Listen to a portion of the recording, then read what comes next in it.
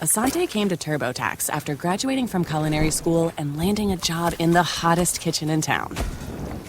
My hands are full all day, every day. I love it. Asante, as your TurboTax expert, I'll make your moves count, guaranteeing 100% accurate filing and your maximum refund. Sound good? Yes, expert! Switch to Intuit TurboTax and make your moves count. See guarantee details at turbotax.com/guarantees. Experts only available with TurboTax Live.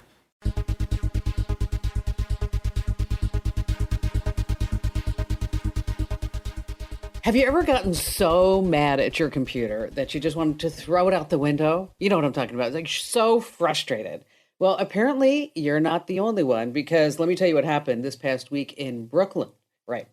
It was reported by Twitter's Human Mel, that's his handle. He posted a picture. It shows one of Apple's larger 27-inch iMacs, and he said he saw an angry spouse just throw it out a window.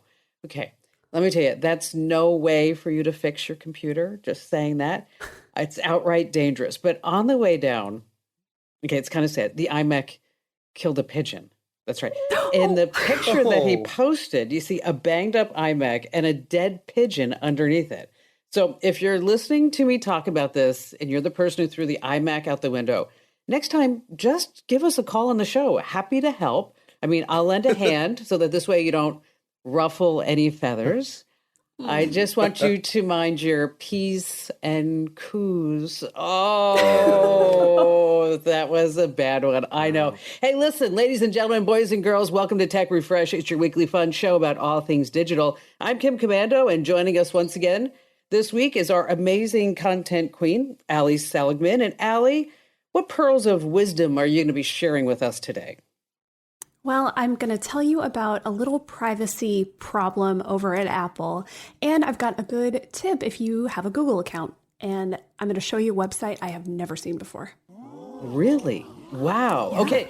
Boy, there's a good tease there. And our battery bad boy and trusty news director over at Commando.com, Ben Bradley, tell us what you have coming up.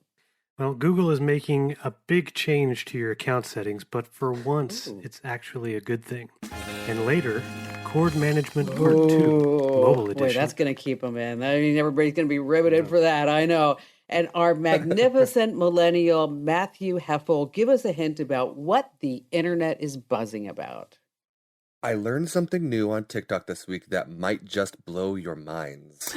So, yeah. I'm not going to give away too much, but it's exciting. Okay, well, I'm excited to hear about it. And just a quick reminder for you to rate, review, subscribe, and follow our podcast. Say some kind words about us. If you just laugh even once or you learn just one thing, just do it. And just a quick reminder, the Tech Refresh is brought to you by the Current newsletter. Get tech news and tips you can use right now. No ads. It's absolutely free. You can see a sample and you can sign up right now. Just head over to getthecurrent.com. Once again, that's getthecurrent.com. We're going to start the podcast with some important tech developments. This way you're in the know. And we're going to talk a little bit about passwords. Are we all just tired of passwords? They're all of us? Can we get rid of them already? Yeah. Oh, man, I am so tired of them. Well, the reason why I bring this up is that even though we've been using passwords for over 20 years, it's worse now than it ever has been. And I'm not talking about the number of passwords that you have. This report comes from a London tech company, and they analyzed over 100,000 breach passwords from the UK government's National Cybersecurity Center. I mean, sounds legit, right? Well, like 20 years ago, the researchers found that we are still using really bad passwords. Like the most common password is, are you ready? 1, 2, 3, 4, 5, 6. Oh, okay. Or how about QWERTY? I really have to change that. QWERTY. That's the first 6 letters on the left of your keyboard, of course. And then the third most popular password is password. Password? Yes. Yes. Okay. So let me just tell you, a hard to guess password is really easy. You just take a small fact from your life. Like, for example, Grandma made great 4-layer chocolate cakes. Or how about this one? I love the podcast Tech Refresh more than my spouse, right? And then you add a few uppercase or lowercase symbols and numbers, and guess what? You have as easy to remember, but almost impossible to guess passwords. So stop using, Ben, password and 123, or what about the ones where people think like they're going to get really clever and they're going to go 123456789. Yes, nobody will ever get that. Impossible. And so I prefer password 1234. yeah, that's or 4321. Yeah. But the length of your password's super important. You want to get it to be at least 12 to 15 characters. All right, Ben, speaking of security, what's this? Google is automatically switching 150 million accounts, including mine, to do what? Oh, yeah.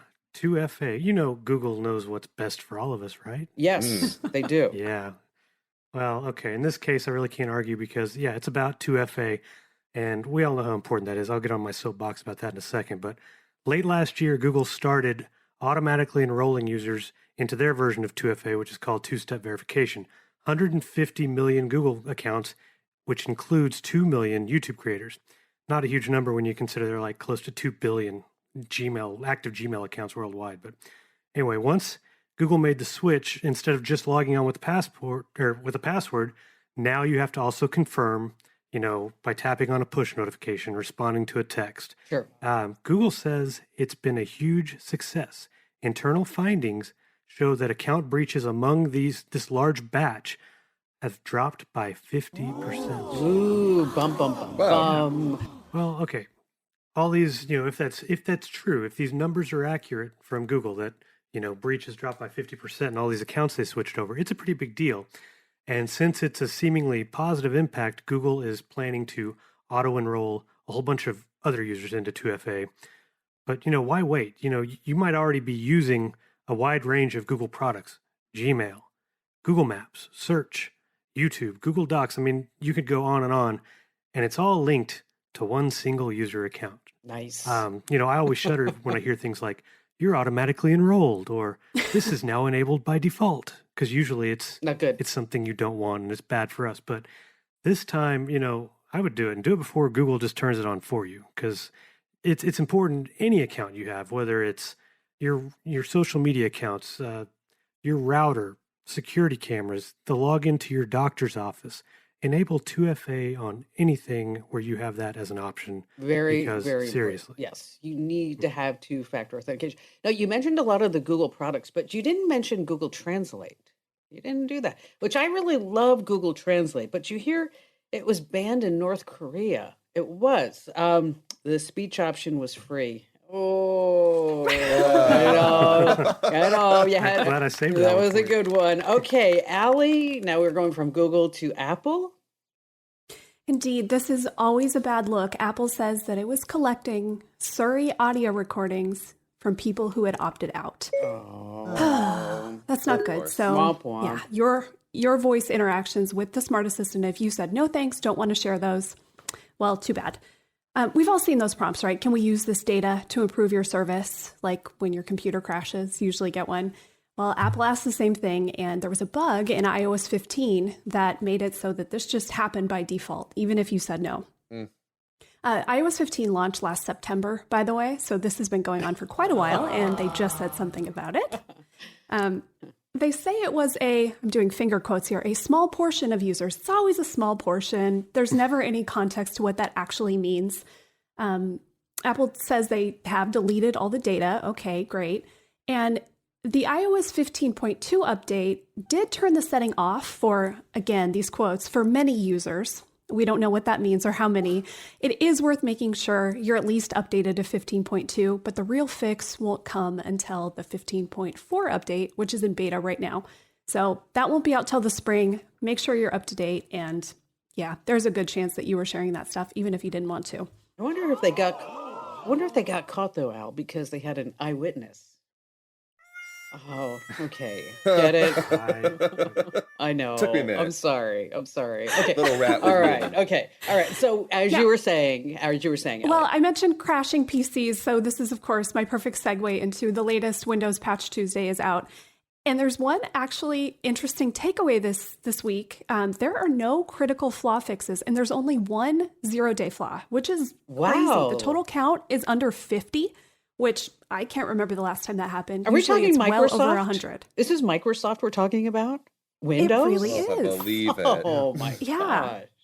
Still, I wouldn't push your luck. Wait, give it a little bit before you update. And of course, watchcommando.com. If there's anything funky going on, any bugs, we'll be sure to write about it. So we'll let you know when you've got the all clear to update. Well, maybe after like, I don't know, 35, 40 years, like Microsoft has finally figured things out. I mean, come on. All right, Matt, SpaceX. Tell us what's going on with the storm.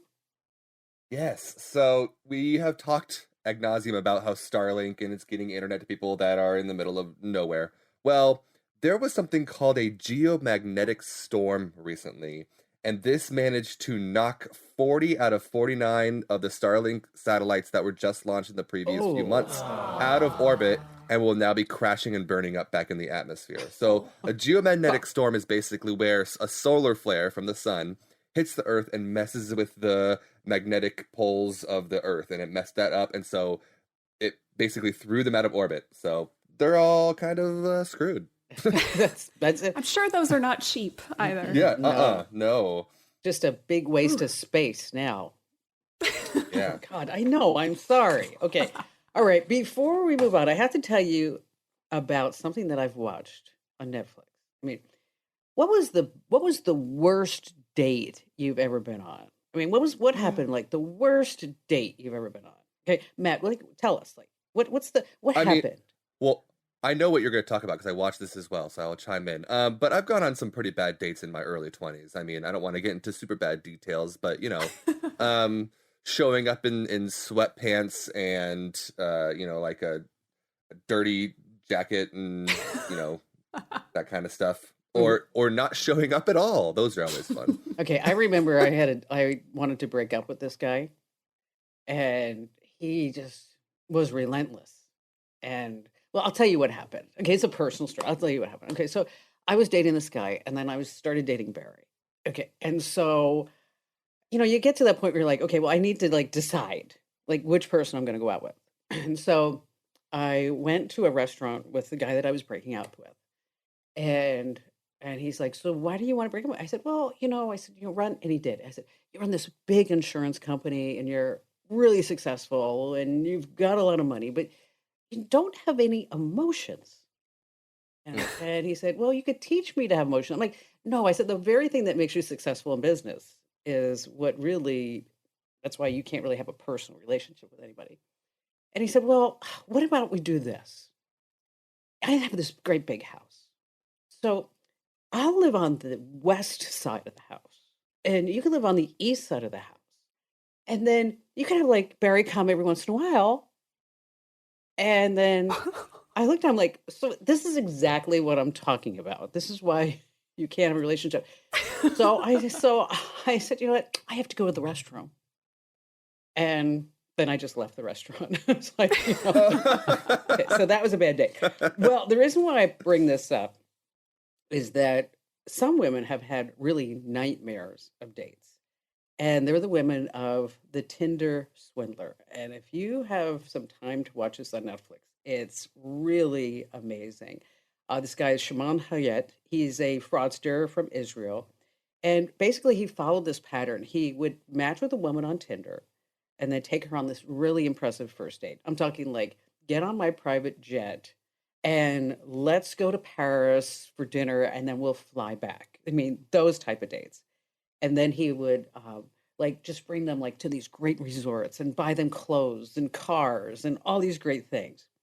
And then eventually, which I don't want to give it all away, but eventually he would say, oh, my enemies are after me. My credit cards don't work. And here's my bodyguard. And he got messed up. And then he'd say to these women, can you send me some money? And it wasn't just like $5 or $10. It was like $100,000. Yeah. $250,000. And these women would like max out their credit cards, take home loans and all this other stuff. All total $10 million he got from women. Oh my gosh. So this whole documentary is just going out. And then a couple of days after it came out, is he went onto his Instagram account and goes, well, that's not the truth. I mean, I was 5 months in prison and then they let me out, but that's not really what happened. And you're going to hear the truth. And then suddenly his Instagram account was like, poof, gone. Gone. So if you have some time, over the next couple of days, especially in light of Valentine's Day, I mean, you want to make sure that you just on Netflix just pull up The Tinder Swindler, because I think it is a really shocking documentary. And now these women are also on GoFundMe trying to raise money to say, can you help me pay back? Because I'm losing my house and my credit cards and all this other stuff. So just remember, there are only two kinds of people on Tinder: those who are right for you and those who are left. Hey, you want to stay right where you are, because coming up we have some insider secrets and tips that you don't want to miss here on Tech Refresh. Let me tell you about a revolutionary new mobile voicemail app. If you've got a business, your voicemail is probably filled with messages from customers. Often the messages don't contain all the details you need.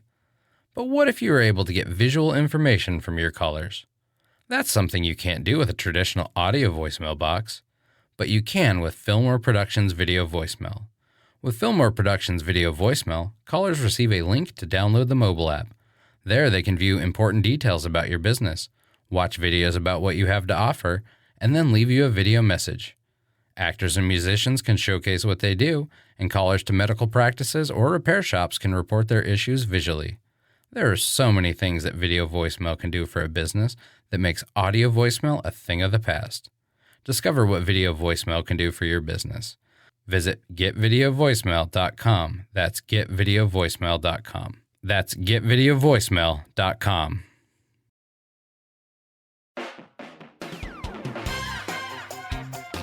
Hey, welcome back to Tech Refresh. You know, it's your weekly fun podcast about all things digital. Just a quick reminder, if you haven't already, you want to make sure that you rate, you review, you follow, you subscribe, all that great stuff. In addition to that, sign up for The Current. Head over to getthecurrent.com. It's our great newsletter, twice a week, exclusive video links, exclusive news. Notice the one word exclusive, and it can be exclusive for you. Just head over to getthecurrent.com, getthecurrent.com. All right, so I want to start by talking about Apple AirTags. Okay, those are those little tiny gadgets. I have one, talked about on my bike, on my keys, on Abby, our golden retriever. I have them on every single thing that Barry owns, up to and including we recently bought a boat, and I put an AirTag in the boat just in case he were to lose the boat. You never know. I thought you were going to say you put one on Barry. He already has that. Come on, Matthew. Yeah. I kind of put it into his belt. Yeah. Now, if you have an iPhone, here's the deal. You get all these alerts that there's a tracker near you that's not associated with you, because so many people are saying, like, I'm getting stalked and what's going on. Now, if you're using an Android device, you have to take these important steps. You want to download from the Google Play Store the Tracker Detect app. Now, it lets you search for nearby Apple AirTags that might be tracking you. But here's the problem, is that you actually have to get the app, and then you have to open the app, and then you have to hit scan. Okay? There are no automatic notifications. So basically, in the words of Matthew that he used already, if you have an Android, you're what, Matthew? You're screwed, right? Yeah, you're screwed. I mean, that's it. He thought of a different word. He's like, Yeah. yes, can't say that, family-friendly podcast. So you're not going to get any automatic alerts. And so people are online talking about these third-party trackers. Like one is like BLE Scanner, works with both iOS and Android. But here's the deal. If you use that, I actually downloaded it because I want to see, I wonder how it worked. Okay, it tells you every single thing that's around you that's using Bluetooth. So you're like, oh my God, I've got like 5,000 things that I'm supposed to look. Oof. But if you think about it this way, Apple has to do something, right? I mean, they really, truly have to do something about this. And if they wanted to, they could just push out an iOS update. And then, bam, they could just turn off all the AirTags. Will they do that? No, because then they're going to lose too much money. So basically, if you're on Android and you're worried about if somebody's stalking you, you need to go buy an iPhone. Okay, so Ben, this is Cord Management 2.0 this week. Oh boy, this is going to keep us riveted. I just feel it. Everybody brace yourselves. Seriously, it's about to get good. So yeah, one of my previous tips was all about getting your cords organized at your desk and for your home theater. Well, one thing I've come to realize recently is that the same advice is important for mobile gadgets because, hear me out, for years you'd buy that new phone. For those of or you who whatever are, it is, and it would come wait, with wait. the- For those yeah. of you who are not watching, all of us are looking at him like going, "Oh my God, this is like the worst thing ever." I mean, Ben, you could have talked about like wattage on batteries that would be better than this, but we are here and we are riveted. We are super excited, right, Allie? Are you excited? I'm thrilled. Okay. You know, It's he's good actually stuff. got some good stuff coming. Okay, and Chords. and Matt, Matt, are you ready for Yeah, it? let's do it. Chords. I'm ready. Excited. Okay, all right. You got us now, Ben. All right, centered. So, you'd buy phones for years and they'd come with those cables and the basic charging adapters. You probably had like junk drawers overflowing with those. Well, then they started adding, fast charging tech to the phones and leaving out the adapters, which means you had to buy them if you wanted fast charging. They became valuable. So, I go around the house like, whose charger is this? This is, your iPhone charger or mine? No, this USB-C, is this my iPad's charger? Or is it my kid's Samsung Galaxy? Things like that. But so you get the cords mixed up. Now, I also have like, the rechargeable battery packs you take with you on trips. They come with the cords. I have power stations come with cords and, wireless speakers, Bluetooth speakers that have chargers. And, after misplacing the charging cord from my Sony Bluetooth speaker for like the 10th time, I decided to do a little something about the organization. So I gathered all these cords and cables, like a lot of them that I don't use on a daily basis, and I kind of put together this sort of tackle box, like almost a fishing tackle box, but, with cords organized. Okay. And I use some of those like handy little colored labels. Oh, I knew it. This I knew one goes labels to were coming. I knew labels. I knew So it you- wasn't going to I knew it included a label. I knew it did. Yeah. Yes. Yeah, not like label maker labels. I actually write down. So, I could get so much more nerdy than I already am. But yeah, little color coded labels. So I always know that's the one that's for my, my Sony Bluetooth, or that's the one I know is the backup for my iPad for when I, So how do you the determine which house or color gets which person? I mean, is it like a personality thing? I mean, or is it per gadget? often it's by brand or platform, Wow. I think I mean, Yeah. I would have to put that all like into a spreadsheet or something. Don't you think? I mean, it'd be like, Yeah, How do you Ben, know we're I don't gonna already have one? oh, We're gonna he need a does picture of have this a tackle box. spreadsheet. He does. Oh my gosh. This actually would be a great tip for the site. I mean, seriously. would. I mean, you ought to write this up and let's include pictures of the tackle box and some examples of how you could actually do this. Right? Yeah, see, you came into this all skeptical. I was being Now look, I was being You hooked changed us. your life. I was being a little negative. I was, but I have had trouble with electrical cords. I mean, like, for example, I found Abby eating an electrical cord the other day. I mean, it was really bad. I mean, so I grounded her until she could conduct herself properly. I mean, I said, this is just not going to happen. All right, Ben, so you're going to write it all up for the site. Now, Allie, you want to talk about apps, permissions, and our Google account. Yes, we have all done it. We get lazy and we click that button that says sign in to Facebook or sign in with Google. Or we allow permissions to some app that needs to know about our Gmail account or whatever it is. Well, I didn't know this, but there is a page in your Google account online where you can go and you can see every third party that has access to any of your Google data. So Everyone. I had never checked it before. Yeah, exactly. I had never checked this before, and I think it's really worth going in and doing. I'm going to give the URL. You're not going to remember it, you listening, but I'm going to give it anyway. But don't worry, I am going to write this up for commando.com, so you'll be able to go to the website and get the link there. But the link is myaccount.google.com/permissions. One more time, myaccount.google.com/permissions. So you will see things that have full access to your calendar, your contacts, your email address, any public details associated with your Gmail account. Some are expected, right? I saw my cell phone, my laptop. Those things need access, yes. But if there's anything you don't use, anything you don't want to have access anymore, there's a handy little button that just says remove access. So you can click that. It's, a couple clicks to turn it off. And if there's anything you don't recognize in there, feels a little scary, but don't panic. I would say your best bet, remove access, and then just to be safe, go in and change your Google password. But in all likelihood, it's probably something that you enabled long ago that you totally forgot about. Forgot about it. Just didn't remember about Yeah. that. So I just imagine scrolling through that, and then all of a sudden you just see the name. It just says like Craig, and you're like, I don't know what Craig was. That's actually how I figured out that my Hulu password had been posted on, in some data breach, because I logged in and it was the list of devices, and there were a bunch of devices that I didn't recognize. So it happens. That's right. So you want to keep track of that. If you like tips like this, just want to remind you that you can get our daily tech update and our digital life hacks every single day, wherever you get your podcast. Just search for Commando with a K, of course. And we have a great new fun game that we've been playing here on Tech Refresh, because there's a ton of computer and tech trivia questions out there, like this one. Okay, you ready? How heavy was the first 1 terabyte hard drive? Was it 8 pounds, 100 pounds, 64 pounds, or 180 pounds? How heavy was the very first 1 terabyte hard drive? Care to guess? The highest one. 188. That's it. 188. So you got 8, 64, 100, or 188. What do you think, Al? 64. And what do you think? That was the one I was going to go for too. 64.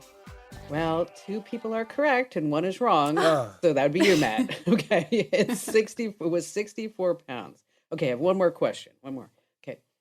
Whitehouse.com once brought visitors to a site that hosted a government page of Kakistan, an escort service in the Washington, D.C. area, a porn site, or a historical hotel in Washington, D.C. Any guesses? Escorts. Escorts? I feel like it's Porn Washington, site. so probably. Oh, ooh. I'm going to go with escorts. I feel like And that's Ben, what did you say? The porn site. Ben is right. It was a porn site. Could you imagine? Whitehouse.com. Wow. .gov. Yes, exactly. All right. So, I'm Allie, very tempted to make up fake URLs, but I am not going to. yeah, we're not going to do that. So, Allie, it's your turn this week to play Stump Us All with some trivia. So take it away. All right. I saw this headline and I knew, okay, this has to be the basis of my trivia. It's from Gizmodo. They do hilarious headlines. And this one was, great, DARPA just flew a Black Hawk helicopter with nobody in it. Okay, so we are one step closer to autonomous helicopters. And before I say DARPA 10 times in this, just so we're all on the same page, DARPA is the Pentagon's Defense Advanced Research Project Agency. Ooh. It's basically like the government's R&D department. They have a ton of money. They don't have all the usual red tape that most government agencies have, and so they can spend this money to experiment with cool technology. Now, this flight, it was a 30-minute test flight in Kentucky, a Black Hawk helicopter that uses this automated system, so there was no person flying this helicopter. They have done a lot of flight projects. There's robotic landing gear for helicopters. They've done a lot with drones.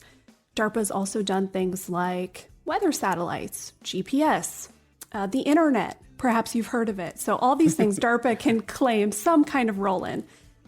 Now, a lot of these projects are kind of high risk, high reward, so they're kind of out there things. And today, you are going to guess which of these is not a DARPA project. So which one is not? All right. Exactly. Which All one right. doesn't belong? A, self-repairing homes. B, smart contact lenses. C, plant-eating robots. And D, cars for the blind. Yep. Which is not. Okay. All right. Ben, you go first. Which one doesn't belong? Man, these are all kind of... Okay, so you had the self-healing home. You had Smart the contact contacts. lenses. Yep. Yeah. Okay. And what was the third one? Plant-eating robots. That was the one that sounded kind of the most just mental image ridiculous. I think I'm going to go with that one. That was the one that like stuck out to me as like, no. Plant-eating robots. Which one? Yeah, Okay, plant-eating I'll give you my robots. What do you think, reasoning Matt? here. So, I think that the smart home or homes that repair themselves is something that's feasible, especially during wartime. And if they're working for military, they want homes to rebuild themselves. Makes sense. Smart contacts is the one I'm actually going to probably think about choosing because I think that's more like an Apple thing or a Samsung thing or something that they would do. I'm fairly certain that the plant-eating robots is real, because if there's a weed problem in some kind of country, then they're going to need to build these robots that can eat the plants and take care of it. And then what was the fourth one again? Cars for the blind. Cars for the blind. I could see it. I'm going to go with the contact lenses. Okay. I'm going to go with the contact lenses. Okay. I am. So, all right. All right. Final answers, Dum, everyone. dum, Yes, dum. we're good. Yes. 2 of you are Yes, correct. yes. Well done. Yeah. It's the contacts. Oh, I do want yeah, to tell the you quickly smart just about these contacts. things because most of them are real. So the self-repairing homes, this is using building materials that can regenerate themselves. It's like 3D printed. It's kind of using the same thing that 3D printed organ and tissues use, but it can repair wood or other home products, which is crazy. The robots would essentially, instead of having to use fuel, they could eat plants, and that's how they would get energy to move around. The contacts actually are real, and it's something that DARPA has looked into, but it's not an official DARPA project. And then these cars for the blind, this is real. It's using non-visual cues like lasers or gloves that vibrate when you turn so that people who are blind can safely drive. Wow. Well, we're seeing Exactly. self-driving cars soon, right? So that kind of seems like maybe we shouldn't put so much money into that project. It's like, we're also like, it's just a pet peeve of mine is that we are spending, I don't know how many billions of dollars to put fiber down and cable down to get internet access to farms when didn't we have like satellites that we can use this for? That's going to be a lot cheaper and it's going to be better. Just my 2 cents there. All right, stay right where you are because coming up, Matthew is going to take over and he's going to tell us what's trending online, what people are talking about, so that this way, when you're on those Zoom calls or Skype or Meet calls or actually like meeting somebody in person, I know it's a novel thought that you can actually have a conversation and say, yeah, I'm totally in the know. Let me tell you about a revolutionary new mobile voicemail app. If you've got a business, your voicemail is probably filled with messages from customers. Often the messages don't contain all the details you need. But what if you were able to get visual information from your callers? That's something you can't do with a traditional audio voicemail box, but you can with Fillmore Productions Video Voicemail. With Fillmore Productions Video Voicemail, callers receive a link to download the mobile app. There they can view important details about your business, watch videos about what you have to offer, and then leave you a video message. Actors and musicians can showcase what they do, and callers to medical practices or repair shops can report their issues visually. There are so many things that video voicemail can do for a business that makes audio voicemail a thing of the past. Discover what video voicemail can do for your business. Visit getvideovoicemail.com. That's getvideovoicemail.com. That's getvideovoicemail.com.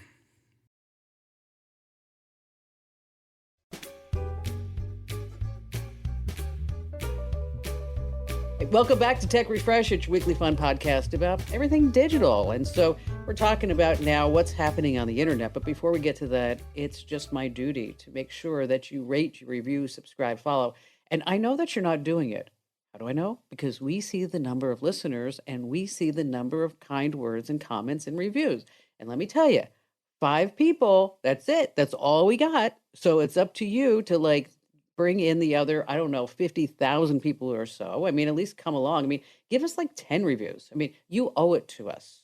Okay. You do. Okay. I don't mean to make you feel guilty, but there are no ads in this podcast. We're not charging you for this podcast. So isn't that the right thing to do? Didn't your mother treat you well? I mean, didn't she train you better that you need to give back? Or enough of that. All right, no, just go wherever you get your podcast, say a few kind words, and while you're at it, make sure you head over to getthecurrent.com. Once again, that's getthecurrent.com.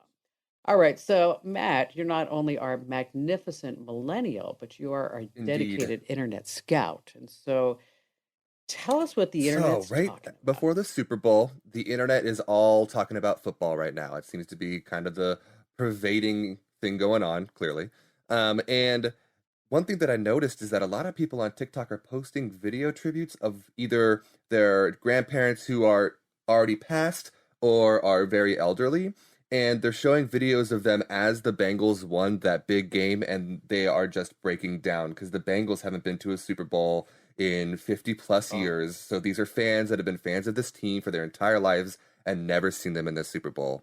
So all these, and then there's these video tributes to grandparents that were Bengals fans and recently passed and just missed out on seeing their team in the Super Bowl. So that's been going on TikTok for the last few weeks. It's touching and sad, but it's also kind of cool. It is all of the above. And now TikTok, all I see is TikTok crazy celebrity parents. I learned something What's crazy this week. That? So I have two quick stories. So in 1970 or 1968, when Apollo 13 was going on that trip to the moon, which went in disaster, there was a NASA engineer named Judith Love Cohen. Now, she was a brilliant mathematician, and she worked on all the scientific things on the rocket that took them to the moon. Now, once everything went wrong, she was called to help try to save their lives and bring them back to Earth. Now, she was actually pregnant at the time and went into labor while she was solving the mathematical equations to bring the astronauts back to Earth. Oh, yeah, that's right. I forgot about that. And Yes, that I baby love this that was story. born is Jack Black. What? Yes. Twist. I read that online a couple of weeks ago, and I actually Googled it. I'm like, that can't be true. I mean, this is like, there's just like too many like connecting the dots here. I know, but amazing. it's true. All right, It's I got one more amazing. interesting celebrity parent story. So everybody knows the band Toto from the 80s, the song Africa. Yes. Take a life to take me away. Okay, we know the song. So they're actually known recently for not wanting to play that song. Even with its popularity and its comeback, they don't like playing that song. It's not a song that they enjoy. But TikTok started hearing them talk about this and then discovered something really interesting. The lead singer of Toto, his name is Joseph Williams. Do you know who his father John Williams? is? John Williams. Okay, I just totally guessed. Wow. Okay, I Yeah. just totally guessed because I was Good thinking like, who guess. else? Who's in the music industry that has Williams? Okay, Yeah. whoa! I'm gonna go play the lottery today. That was So- amazing. That was insane to me, and TikTok thought that was insane as well. So now there's all these people trying to seek out these hidden celebrity parent stories that no one knows about. And now, the internet's also crazed about the Olympics. I'm sure you've seen the photos of like what they're eating. Have you seen that? Yeah. No, No. it looks disgusting. It was like, well, the picture I saw, it was like mushy vegetables with like spare ribs. I mean, who eats spare ribs? I mean, nobody. Especially an athlete. You think they're going to have like Cheetos? No, that doesn't work. Hmm. But I'm sure that they're talking about other than just the food online, right, Matt? Not really. That's the whole thing. So there That was a is study it? that was done that Wow. no one is talking about the Olympics. There's this huge thing going on, and if you go on to Twitter's trending page, it's like one out of the top 100 things might be about the Olympics. And that's different from the Olympics last year and the Olympics since social media has been around. Usually it's like a big deal and everyone's really paying attention, but there's very little content on TikTok. No one's talking about it on Twitter. It's not trending on YouTube. It's basically non-existent right now. Okay, People don't seem to... But Matt, why is that? Why Well- do you think? I think it's a couple things. I think number one, there's a lot less media there right now because it's China and everything going on with China.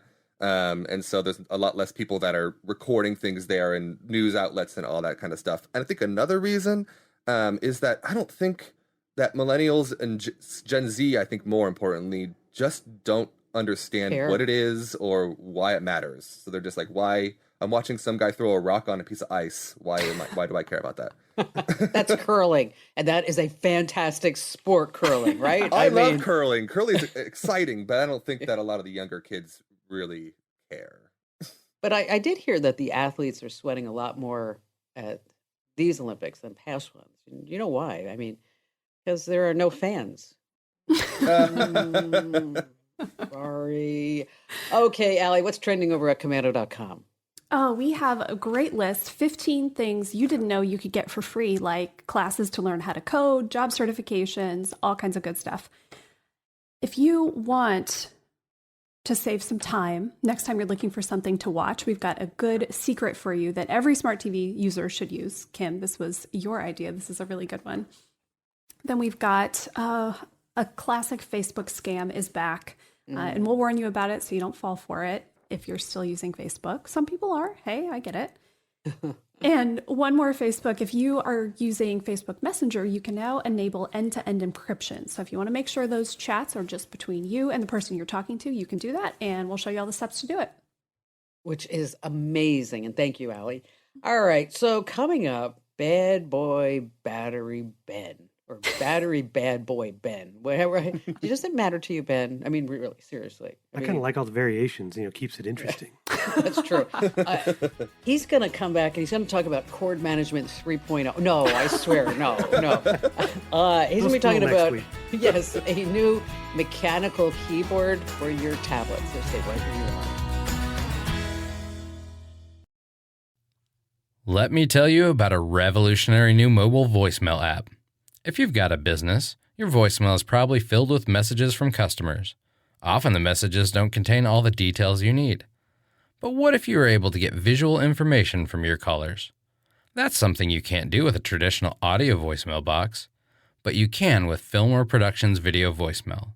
With Fillmore Productions Video Voicemail, callers receive a link to download the mobile app. There they can view important details about your business, watch videos about what you have to offer, and then leave you a video message. Actors and musicians can showcase what they do, and callers to medical practices or repair shops can report their issues visually. There are so many things that video voicemail can do for a business that makes audio voicemail a thing of the past. Discover what video voicemail can do for your business. Visit getvideovoicemail.com. That's getvideovoicemail.com. That's getvideovoicemail.com. Welcome back to Tech Refresh. It's your weekly fun show about everything digital. And so, of course, you're going to rate, review, and follow the podcast. And you're going to get the current because you're going to go to getthecurrent.com. And you are going to just be sitting at the edge of your seat right now. And if you're running or walking, you can pick up the pace just a little bit because this is going to be some thrilling stuff. A mechanical keyboard that works great with an iPad. Take it away, Ben, with your review. Well, here's the thing, because you kind of fall into two camps. Like, you don't care what keyboard you have for your computer, or you're picky about it, right? I am. I'm very picky. Are you guys? Are you, Allie? You're picky. Yeah, I am. I am. No, give me a you don't dollar care, store Matt? keyboard. I don't care. Oh my gosh! I totally have to have one that has that numeric keypad off to the right. Oh, I love the keypad. I love the keypad. Yes. Okay. All right. But I love the mechanical keyboards, like the clicky and everything. They made since all these companies started making gaming keyboards with all the fancy lighting and the programmable buttons. I don't really game, but I love having that for work. So that gave me that kind of led to the opportunity to review a smaller version of that. It's the Vissel's V84 wireless mechanical keyboard. Kind of looks retro, like on the surface, looks like what you'd see on an old typewriter, just the shape of the keys and everything. Mechanical, not too clicky. It's Bluetooth. You can connect it with the cord. It has backlighting with like all these different variations, and you can pair it with up to 5 devices. So love the feel. It's nice for tight spaces. If you've got like a small desk, you don't have a lot of room to work with. It's just over 12 inches wide. It has little keys you can pop off, like to switch between like Mac and PC layouts. So like, the Command versus Alt key and the Option versus Window key. So good accessories like magnetic risers. Here's what I didn't like about it. It's good for tight spaces, but not for travel because it's a mechanical keyboard. It weighs like 2 pounds. So it's kind of hard to carry around. A little expensive at $100, but it's actually not that much different when you compare it to like the others on Amazon with the same features and all that. But when I first reviewed it a few months ago, I was like, well, it's a great little keyboard, but I didn't have an obvious use for it, my situation at home. But, because I use full-size gaming keyboard, for work.